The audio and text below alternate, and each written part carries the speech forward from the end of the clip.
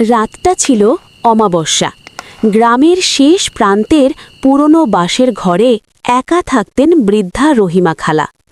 প্রতিদিনের মতো সেদিনও তিনি আগুন জ্বালিয়ে রান্না করছিলেন। চারদিকে নীরবতা, শুধু আগুনের শব্দ আর ঝিঁঝি পোকার ডাক। হঠাৎ তিনি শুনলেন পেছন থেকে কেউ ফিসফিস করে বলছে, খালা, আমাকেও একটু ভাত দাও।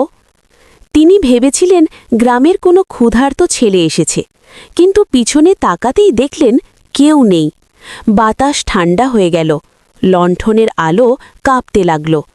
আবার সেই কণ্ঠ, আমি অনেক দিন ধরে না খেয়ে আছি। ভয়ে হাত কাঁপলেও রহিমা খালা একটা প্লেটে ভাত রেখে বললেন, যেই হও, খেয়ে যাও। কয়েক সেকেন্ড পর প্লেটটা ধীরে ধীরে নিজের থেকেই সরতে লাগল, আর ভাত অদৃশ্য হয়ে গেল।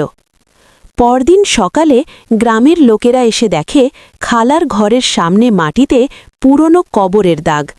গ্রামের বৃদ্ধরা বলল, বহু বছর আগে এখানে এক ক্ষুধার্ত পথিক মারা গিয়েছিল। তারপর থেকে নাকি প্রতি অমাবস্যায় রাতে আগুনের পাশে বসলে এখন